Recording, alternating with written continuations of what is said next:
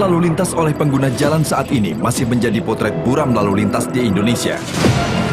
Ironisnya, kecelakaan tersebut tak jarang merenggut korban, baik bagi pengendara maupun pengguna jalan lainnya.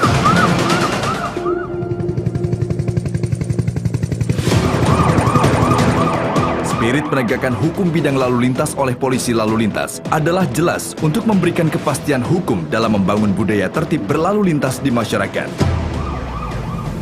Di bidang lalu lintas, adopsi teknologi informasi secara adaptif menuju era industri 5.0 terwujud dengan lahirnya tilang elektronik atau Electronic Traffic Law Enforcement. Kapolri Jenderal Polisi Listio Sigit Prabowo MSI pun telah memasukkan pengembangan ETLE dalam program prioritas presisi Kapolri. Menindaklanjuti hal tersebut, Korlantas Polri berkomitmen teguh untuk mengembangkan Electronic Traffic Law Enforcement di seluruh Indonesia. Electronic Traffic Law Enforcement merupakan sistem penegakan hukum di bidang lalu lintas yang berbasis teknologi informasi dengan memanfaatkan perangkat elektronik berupa kamera CCTV yang dapat mendeteksi berbagai jenis pelanggaran lalu lintas. Keunggulan lainnya, ETLE mampu menyajikan data kendaraan bermotor secara otomatis atau Automatic Number Plate Recognition, sehingga ETLE menjadi terobosan revolusioner dalam mentransformasi penegakan hukum bidang lalu lintas dari pola konvensional menuju elektronik. Dengan adanya ETLE, mampu mereduksi interaksi langsung antara petugas dan pelanggar sehingga menjadi metode yang paling tepat di era new normal. Dalam pelaksanaannya, ETLE mampu mendeteksi 10 pelanggaran lalu lintas, di antaranya pelanggaran apil atau traffic light, pelanggaran marka jalan, pelanggaran ganjil genap, tidak mengenakan sabuk keselamatan, menggunakan ponsel saat mengemudi, pelanggaran batas kecepatan, pelanggaran melawan arus, pelanggaran tidak menggunakan helm, pelanggaran pembatasan jenis kendaraan tertentu pada kawasan atau jalur tertentu, dan pelanggaran keabsahan STNK atau belum melakukan perpanjangan STNK. Dalam ETLE nasional, pelanggaran yang terjadi di suatu wilayah, walau kendaraan berasal dari wilayah lain, dapat dikoordinasikan ke satuan wilayah kendaraan tersebut terdaftar, sehingga pelanggaran lalu lintas wilayah dapat dideteksi dan terintegrasi dengan seluruh Polda dan terpusat di Korlantas Polri.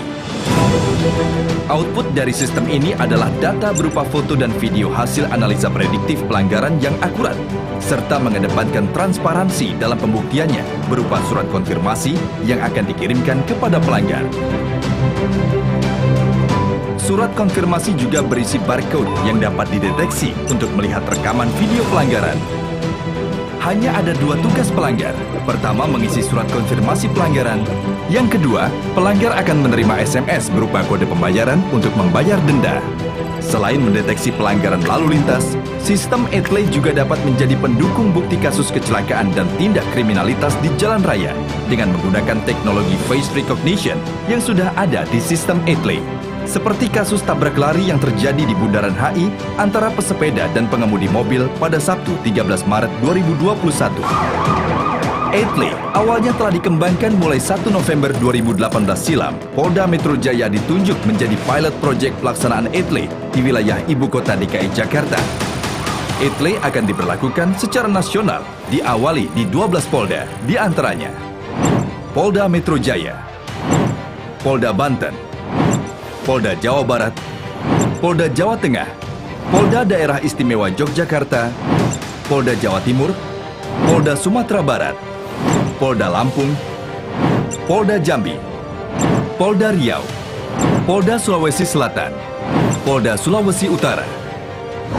Untuk mendukung pelaksanaan ETLE secara nasional, Korlantas Polri telah menginisiasi penandatanganan nota kesepahaman antara Mahkamah Agung Republik Indonesia, Kepolisian Negara Republik Indonesia, dan Kejaksaan Republik Indonesia tentang penegakan hukum di bidang lalu lintas dan angkutan jalan sebagai payung hukum dalam mengimplementasikan penindakan pelanggaran lalu lintas secara elektronik.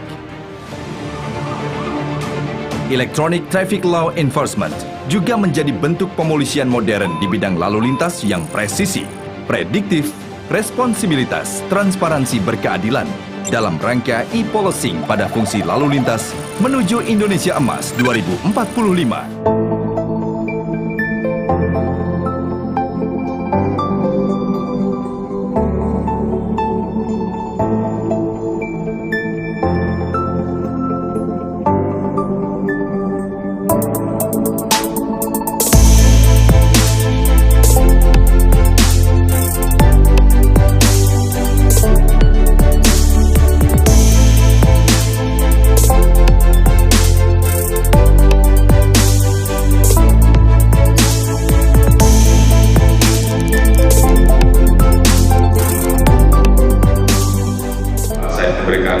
apresiasi yang sangat luar biasa kepada Pak Korlantas.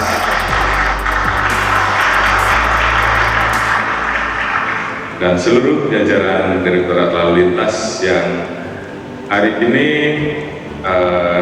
undang kita semua untuk melaksanakan launching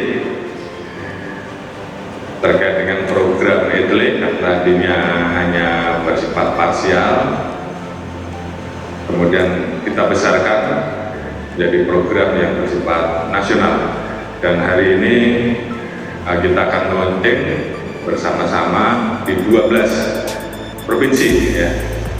Ada 124 titik, 224 titik yang hari ini kita gelar, dan ke depan secara bertahap ini akan terus kita kembangkan menjadi 34 provinsi.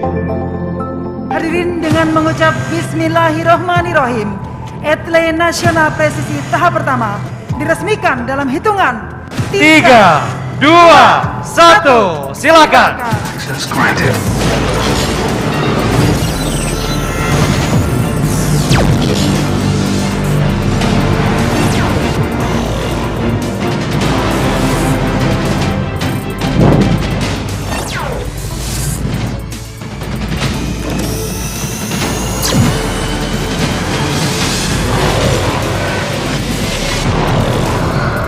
Boleh kita berikan tepuk tangan yang paling meriah sekali lagi. Dengan demikian, EDLE Nasional Presisi tahap pertama diresmikan penggunaannya di 12 Polda.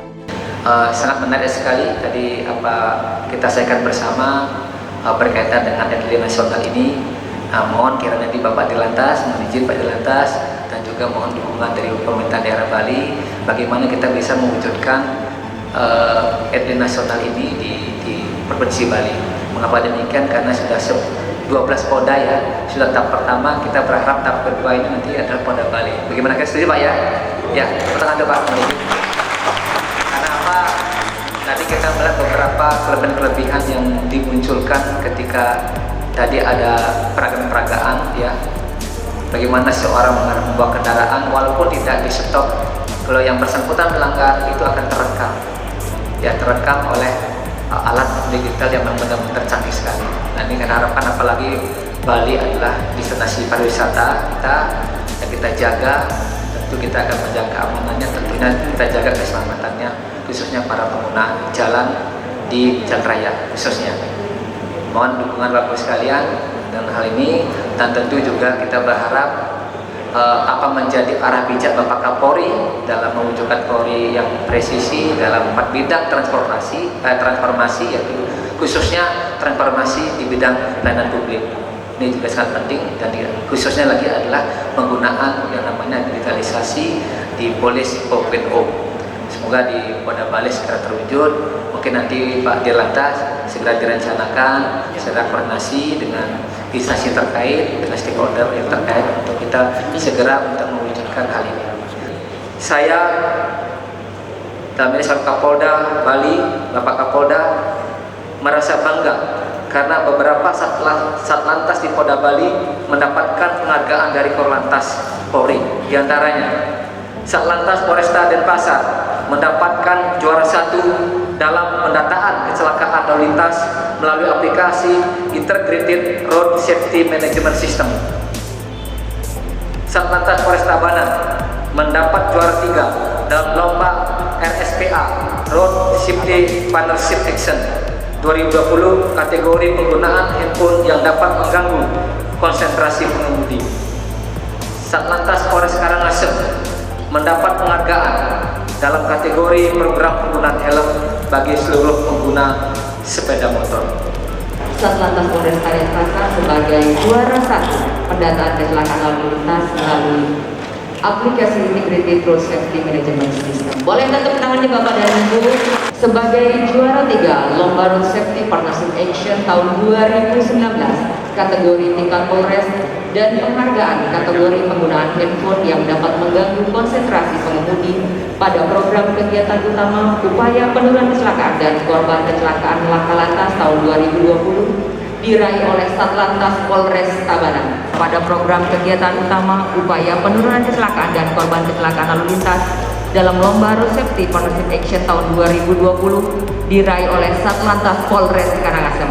Dimohon kepada 5 pilar untuk tampil ke atas panggung, yaitu Kasatlantas Polres Karangasem, Kepala Bapeda Kabupaten Karangasem, Kadis BU Kabupaten Karangasem, Kadis Hub dan Kadis Kesehatan Kabupaten Karangasem.